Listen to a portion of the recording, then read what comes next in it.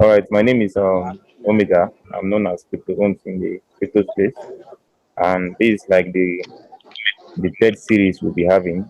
I've been taking my community on a series, and we've done introduction into cryptocurrency and all of that. You can find that in my YouTube channel. So this is like a continuation. So I'm trying to do all this to bring everybody to the same page so that we can move forward. All right. So today we'll be looking at crypto wallets as God will help me, and I'll see how fast I can go with this and so we could understand. I'll use this time to honor all the great guys on this call. I really appreciate you guys for joining this call. Do not take it for granted. It's an honor to speak to us. So we'll just move on. I'll be sharing my screen and as we as we learn together.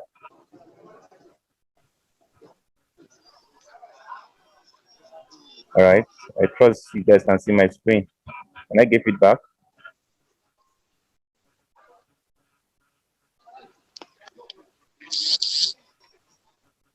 Can I Yeah, get we can see feedback? this. All right. Yes, we Yes, can can see. Yes, we can see. Okay. Please just mute yourselves back. Um,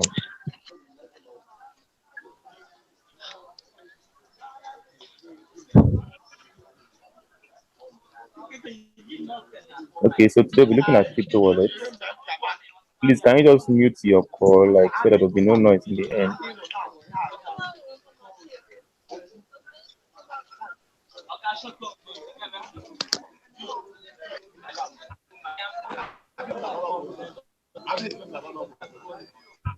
Maybe you should mute everybody from your side. Yeah, I'll do that now. Okay, we heard a lot about crypto wallets. We heard a lot about crypto wallets, and I know we are not new to this, but I'll try to share some knowledge with us, right? And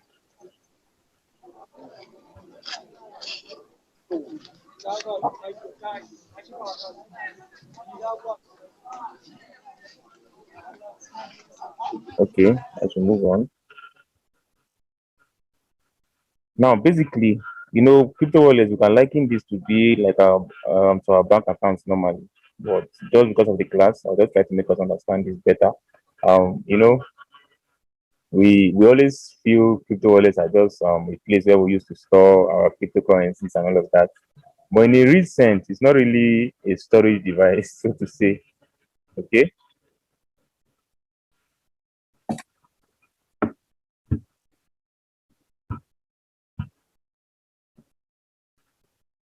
So crypto wallets can be likened to your local bank account normally. Basically, it's just a tool we can use to interact with blockchain network. Can you guys hear me?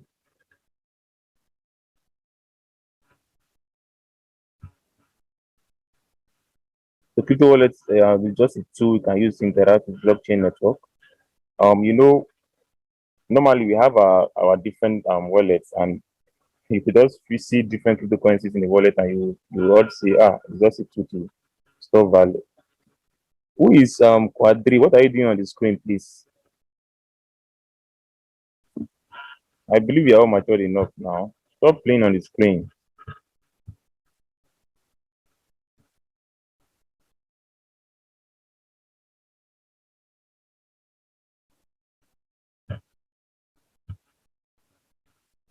Quadri, can you stop doing what you are doing? Yes, funny.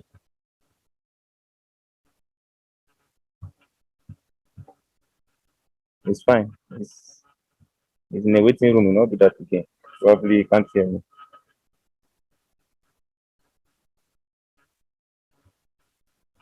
All right, let's move on. So, like I said earlier, your crypto wallet can be likened to your local bank account. Basically, it's just a tool we can use to interact with blockchain network. Okay. We just think our wallets are more like storage devices and all, where you could just store cryptocurrencies and all of that, in as much as it functions that way. But that's not necessarily what it means. Okay. Now, your wallet acts like a tool, like a mechanism where you interact with with blockchain network. You follow my previous classes, those people that did my fundamental classes. You know what we mean when we talk about blockchain. If you're just joining this call for the first time, I will advise in the various groups you just try to go like just go forward to follow the class from the beginning, okay? To make you understand this better. So like I always tell us, there's a systematic way of growth, right? I can't just come and teach you stuff randomly. So if you get to understand blockchain better, it helps you in our subsequent classes. Of course, you could hear me. So that's basically what we use our crypto wallets for. We just interact with blockchain network. So that's why most times you could see that your wallet, if you have your wallet keys, which I'm going to look into as we move on, you could actually use that wallet key to import your wallet to different wallet applications. You get that? That's possible because it just interacts with blockchain network. So it just addresses the different cryptocurrencies you have into a particular location in the blockchain. Okay, that's how it is basically. You just direct your portfolio to a particular location in the blockchain. So it's not just necessarily a storage device, so to say, right?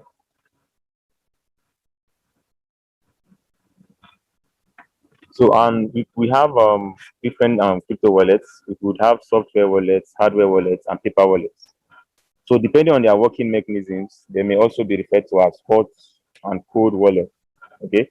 So most of the times we hear lots of stuff telling you about software wallets, hardware wallets, and all of that. So in today's class, we'll be able to understand these terms and know the examples perfectly well and know how to interact with them. I'm actually showing these slides on a laptop, so probably we might not be able to do some live sessions, right? But the same, I'll try to explain as much as I can so we could understand better. So we'll talk about software wallets. So most crypto wallet providers are based on software, okay, which makes their use more convenient than hardware and paper wallets. Now, basically, your software wallets are example of crypto wallets that is more like digital, like more like applications either on your mobile devices or your desktop, okay, or your desktop computers actually. So they are more like applications that you could just use to integrate, and it could be web wallets that uses your browsers like Chrome. So you could actually integrate them into your web browsers. Like we have MetaMask and we have the Binance Dex also for browsers, right? So like I said earlier, there could be web browsers, it could be your desktop that's installed software, right? They have wallets actually installed, that software wallets on your desktop, and your mobile devices installed applications. This is quite popular to us. So most of us have started interacting with these applications actually, but we don't really understand how they function, right?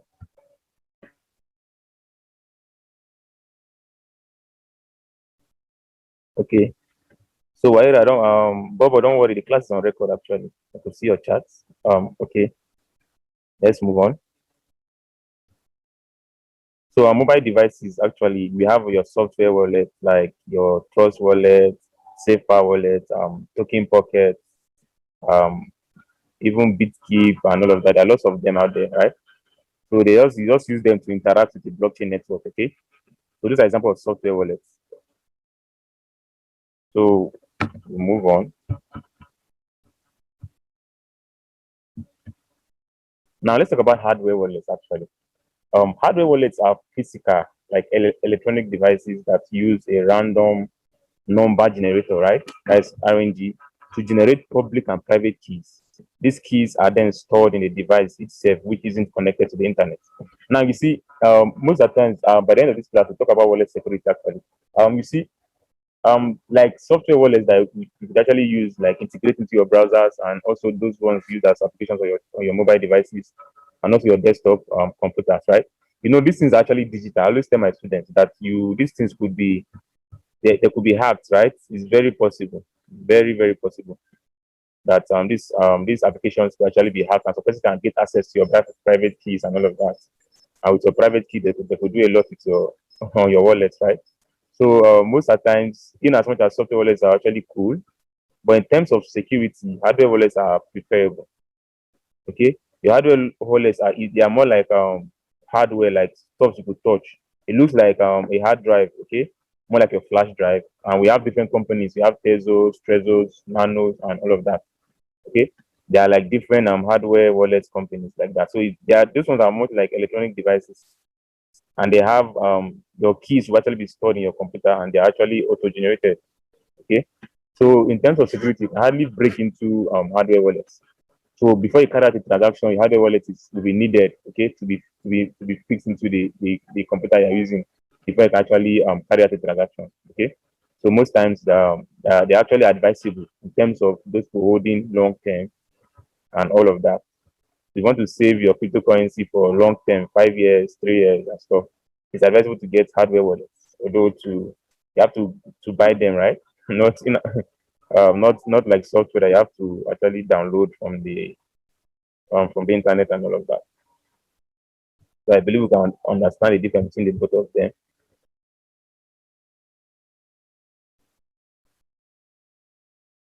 Okay, move on.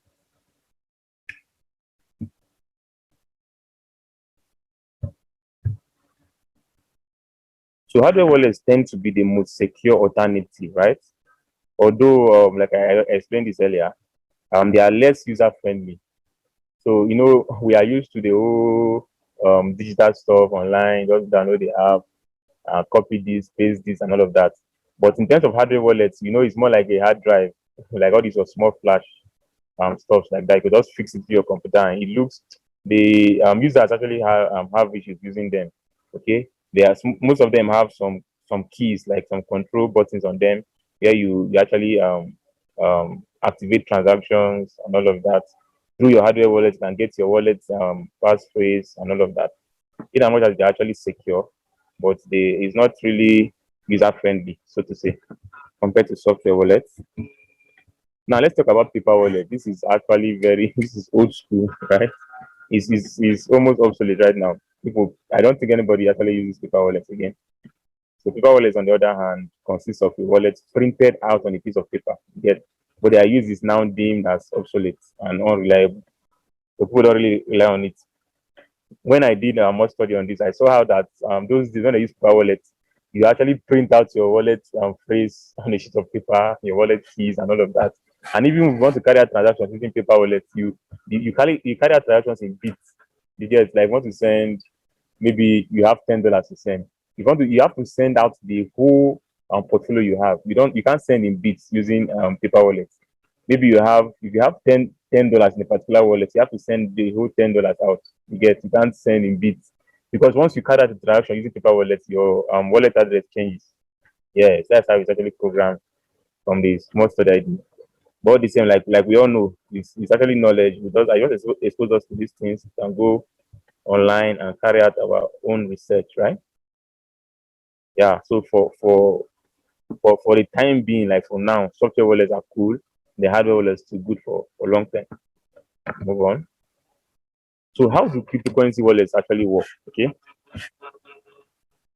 Let me get feedback. Can we all hear me? Can you guys hear me?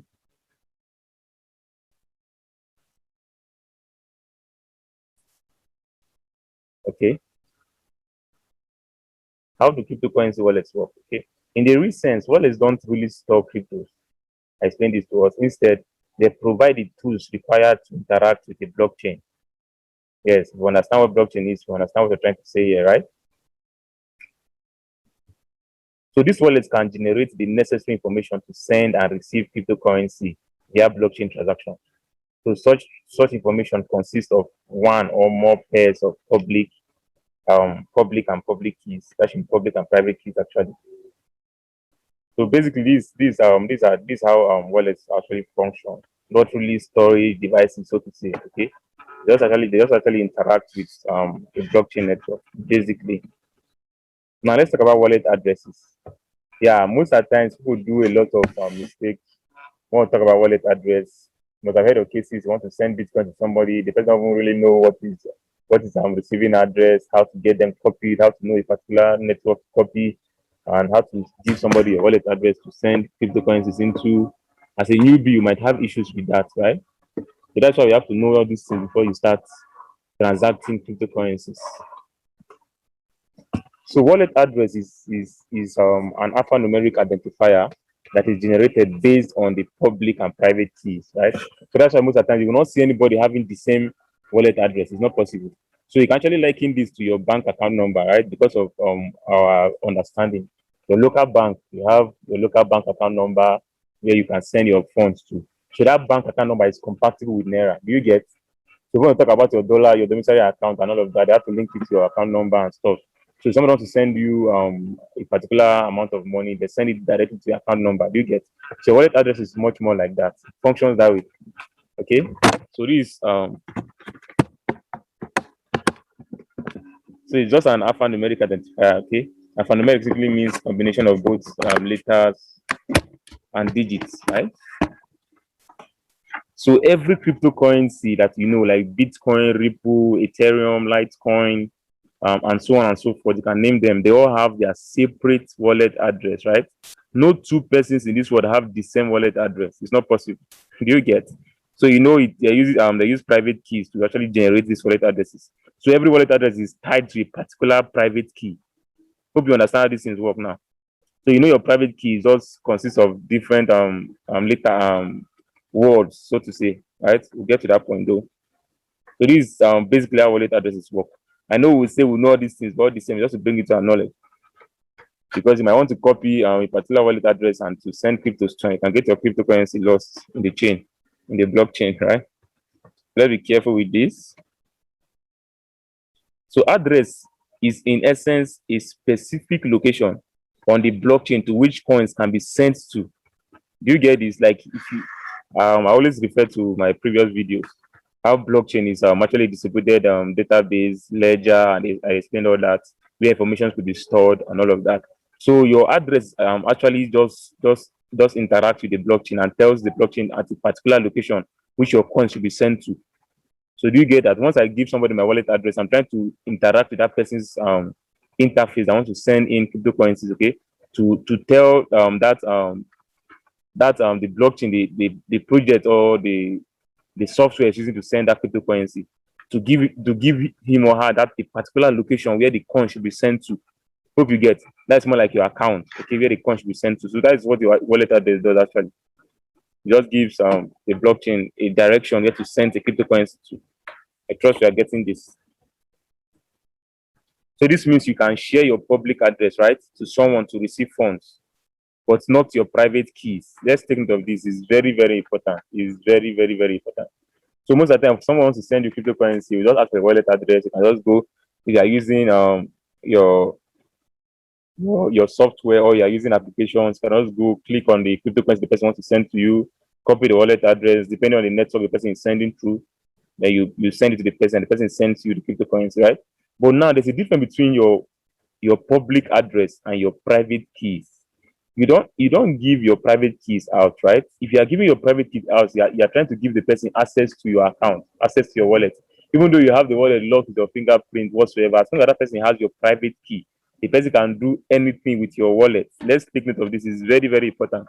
I think one of my students shared me a screenshot how that one of the airdrop he or she was trying to carry out, they were now asking for his private key. And I just laughed.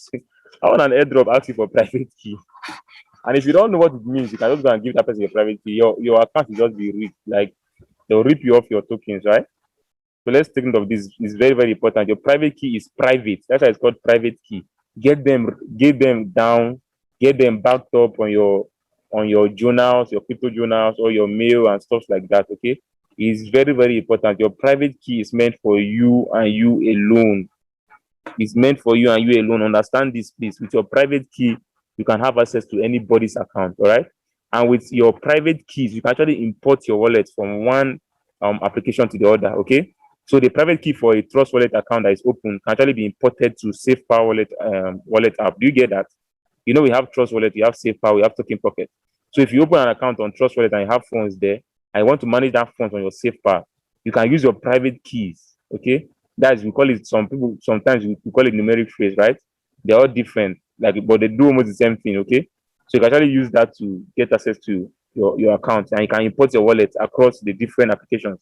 So I can have the same wallet on Token Pocket, I can have the same wallet on SafePower, I can have the same wallet on Trust Wallet app. Hope we get how this works. So let's know what we share with others, right? You don't share your private keys or your numeric phrase. You don't. All right, we'll move on.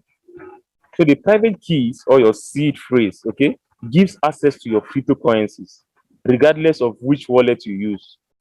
I just explained this to us, okay? It's very, very important. It's very, very important. You don't just give out your information like that, right? Very, very important. Let me check the chat. All right. Okay, let's move on. So you don't share your seed phrase, okay, or your private keys to anyone, unless someone you trust. Like most of my students, they trust me now, so they're giving me their wallet keys to their secret phrase to actually check their funds and actually guide them and all of that. So that's because you trust me, right? But you don't give your seed phrase to somebody you don't trust at all. You don't. And once you misplace your seed phrase, you can't have access to that wallet. Take note of this. I've read news on Crypto Potato. Most of us know that Telegram channel that spoke about a lot of persons that have misplaced their funds because they can't get access to their private keys or their seed phrase. Okay, so it's very, very important. Once you create any wallet, is it your airdrop wallet, is it your long-term holdings, any wallet, get your journal. The best way to save these keys is either get your crypto journals, write them down, okay, offline. That's actually preferable. They can have them backed up to your mail, or you can have them saved on color notes and all those applications that you can actually write notes with. Let's take note of this. Is very, very important also. Move on. So hot and cold wallets. Now, hot wallets, like I told us, actually differentiate your software, hardware, and all into hot and cold. Now, hot wallet is any wallet that is connected to the internet. Okay. Once I say this, you know that it's talking about your what, your software wallet, right? So it could be web, desktop, mobile. Okay. etc. That's why I actually started explaining from software wallet, so I understand this. So any hot wallet is any wallet connected to the internet. And most of the times, if it's connected to the internet, anything is possible. I always tell my friends, like my students, anything digital is possible to hack. Do you get? So one or the other, you might be interacting with different projects online and all of that, and you could see how you are linking this, linking that. Those people that are used to me, those people that are actually good and are actually following me up will know how I want about the whole pasting of links on your D apps. Those people that understand DeFi, right? And using of all the sending zero BNB and all of that. While we are waiting to wallet security, I'll talk about all that. Okay.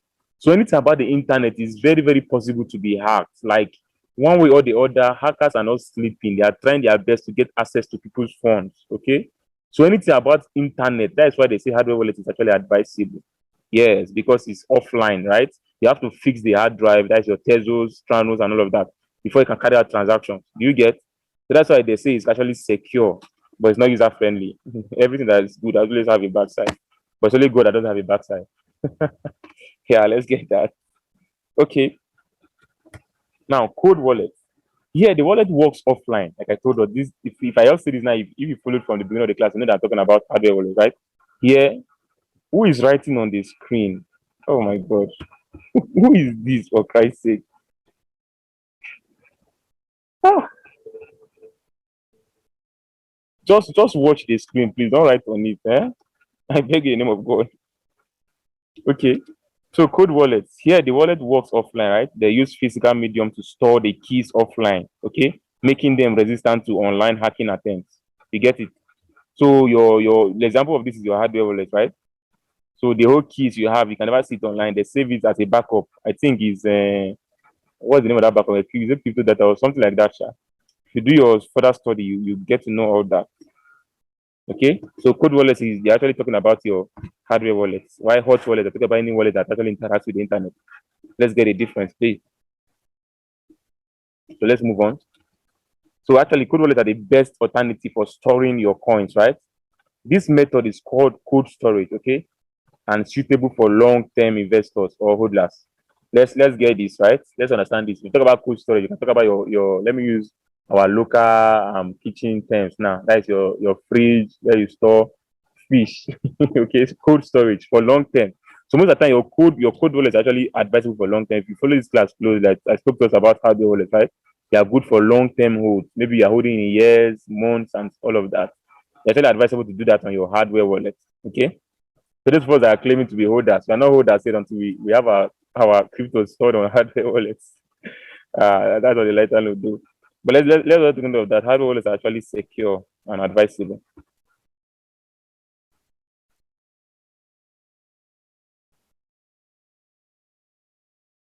Okay, let's move on. So wallet backup is very, very important. Okay, I spoke about this. It's very, very important. Wallet backup. What about backup is about writing down your private keys, writing down your seed phrase, okay, or your numeric phrase, okay. Once you create a wallet, all those things, those information will be given to you. And most of the time, they want you to even confirm the information, so they want to be sure that you back them up, okay. So let's always write these things down. I tell you, once you misplace this, you are misplacing your cryptos. For example, if your phone gets stolen, which I know I don't pray for it to happen, or something happens, so to say, right? But you can actually have access to these cryptos once you have your keys safe. Okay. I've had cases where they rob someone's off his phone, and my friends will come and ask me, okay, somebody misplaced his phone and his wallet keys. They had the person, how will the person get it back? I told him it's not possible. It's not possible. Even though I know a friend, a programmer that actually, if you give him like 3 to 4 wallet phrase, okay, there's a program, an app that they could use to get the other words, even though it's very, very expensive and it's not really a guarantee that they can get it back, right? Yes, I know. I told you the crypto space is evolving, so people are bringing out solutions to people's problem. Okay, so I know of an application that they could use and do all that. I know of programmers that does all that, right? But the same, we don't want to find ourselves in such cases. So that's how we advise you save your wallet phrase, save them, your private keys, get them written down somewhere. Okay, as you're creating the wallet for long term, as you're creating the wallet for airdrops, as you're creating the wallet for your DeFi interactions, save them somewhere. Let's take into this, please. Let's move on. Now we'll talk about wallet security. Okay. Now I know most persons know me with this. Like I always try to warn about wallet security. Now, people will say experience is the best teacher, right? Most people would say learn from your mistakes, but the best is to learn from other people's mistakes, right? That's why I'm sharing this with us.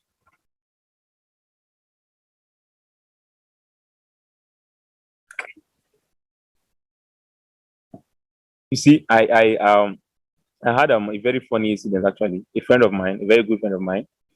I've known him in the crypto space for a while, and the guy is good. So he had over 100,000 in his trust wallet, right?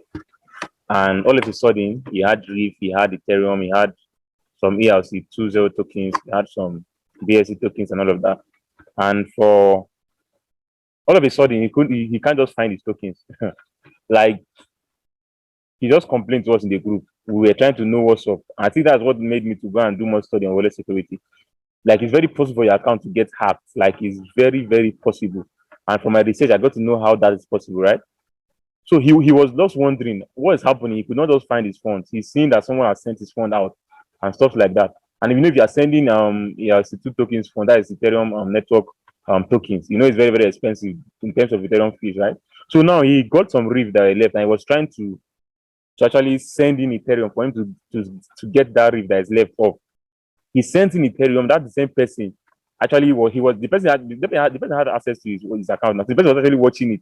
The hacker actually did some stuff that anything that enters that wallet is aware. So immediately my friend sending the Ethereum before he could actually send it out. The guy has sent his reef out again. Like he lost total control of that wallet. You get it? So this is it's a very painful experience actually, but you have to move on. It's a crypto space. We'll make the money again. Normal, but the same. We have to take note of these things. Okay, your wallet can be hacked. There are ways your wallet can be hacked. If you don't know, you think I'm always shouting in my group. Don't paste any link on your D app. Don't do this. Don't send 0 BNB with your normal wallet. Create a different wallet for your airdrop. Do this. I'm always shouting that thing because I've heard of people's experiences. You get people just interact with DeFi, interact with protocols that they don't even understand how they work. Because everybody making money in DeFi, everybody wants to make money in DeFi. Copy this link, paste this link, connect your wallet, do this, do that. And people will be doing. And you see, it's very bad when you pay for ignorance. Actually, it's good you learn for people that have experience one way or the other, right? That's why if you are in my group, especially if you are in my airdrop group, actually, You will notice me always telling everybody, if I drop any airdrop that has to do with DeFi, I will tell you, do this on your what? On your airdrop wallet. Because I taught us how to create multiple wallets on a particular wallet app, right? If you don't know that, you chat me up, we'll do that. Okay, probably like I told us, I'm using laptop, so you cannot do that because the app is not installed here. So like you have to create different wallets, okay, in terms because of wallet security. Now, how can your wallet be hacked? We have just 6 minutes before this call goes off. We probably will just join back. So how can your wallet be hacked? Like from my research, I got to understand that once you connect any link to your wallet via the app, those of us that are used to DeFi, or those of us that transacted with PancakeSwap, JuiceSwap, and all of that. Before you interact with any of those projects or any of those decks like decentralized exchange, you have to connect them to your wallet. Okay. Once you click on them, they'll ask you to connect. You connect your wallet. You trust them before you even try to connect. Because once you connect your wallet to any of those protocols, any of those DApps, any of those projects, PancakeSwap, JuiceSwap, we have 1inch, Uniswap, and all of them. Okay. Yes, those ones are actually reliable. We know them, they are credible and all of that. But there are some airdrops, so to say, that will tell you connect your wallet, send 0 BNB, do this, buy this with this. See, once you do that, right, you are giving that interface the access to your wallet key. Hear me and hear me very well, okay? Anytime you connect anything to your wallet, you are giving them access to your wallet phrase, your numeric phrase. Yes. That is why when PancakeSwap was hacked, actually, some persons actually they got their phones wiped up and all of that. Yes, because they actually got access to some person's keys. Yes, it's very possible. Some people will just create we call it phishing sites. Like they will just have the same interface with PancakeSwap, okay? And you think it's PancakeSwap. You will go and interact with it and connect your wallet, and they will get access to your private keys. They'll get access to your wallet phrase, and that's how they'll rip your funds. And you see this is the way they act. They will not do that immediately, okay? They'll just give you a airdrop, go and link it. You link it and do fine. Nothing happens to your account. They'll make you think everything is fine. That's what happened to my friend. He did all of that. He connected one link to his wallet without knowing it, and he got the airdrop and all. Nothing happened. So over time, I think you do even over 12, is it over 6 months or thereabouts?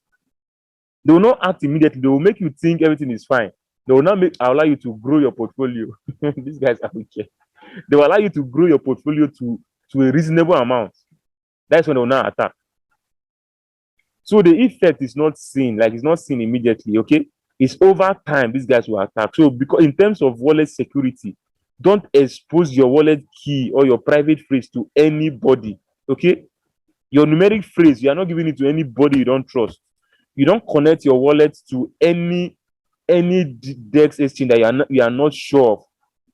That is why my airdrop group is locked. That is why I don't allow people to post anyhow. If you notice, I have reasons why I do these things. So if you feel you are not comfortable of me not allowing you to post links, just leave. Because I know what people have suffered because of this, right?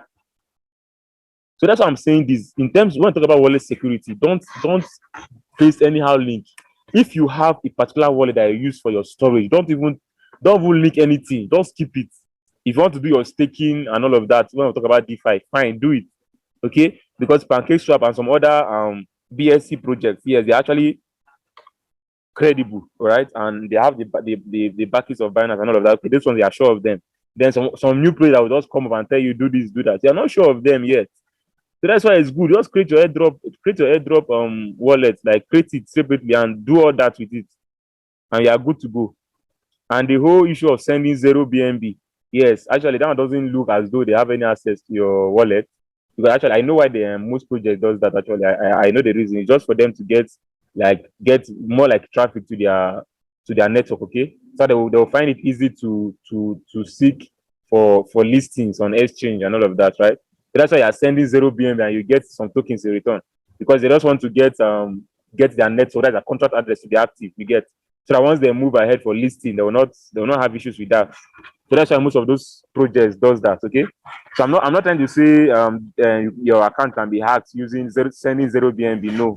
But for the sake of security, as always, do that with your airdrop wallet. All right, please, it's very, very important. So this is just like the safety tips, right? For you to secure your wallet. And what I do, this is on a personal note, and if you want to do it, fine. Because I know digital, anything can happen over time. Okay. I know lots of persons save billions of dollars on their wallets. Yes, it's normal. That is crypto space for you. They save a lot of money. So most of the times, it's one of the best way. I learned this from a friend. One of the best way to even secure your wallet is just to create new wallets every 6 months or every year. Yeah. So if I'm using a wallet, I don't allow it to last for more than 6 months or more than 1 year. So I change my wallets in intervals of 6 months and 1 year. It's not hard to create wallets. Okay. This is more like combination and permutation. The whole yeah, it's more like you are rearranging different numeric phrases, like different words. You can imagine the number of words that can give you, right? Those of us that are good with permutation and combination understand what I'm trying to say. So it's not any big to create wallet. So for your own security, you can decide to be creating wallet every 1 year. You can't say, right? You can't say. So it's actually advisable in terms of wallet security that will do that. Okay, we have just 1 minute before this call goes off. If it goes off, let us join back, right? So that's just that for wallet security, and we'll have time for questions and answer. Okay.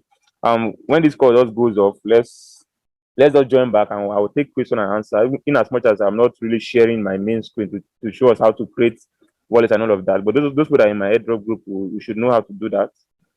I might have another class concerning that, right? So once this call goes off, let us join back as we take strictly questions and answers, right? So thank you guys for your time. Thank you guys so much. So once this call goes off, let us join back.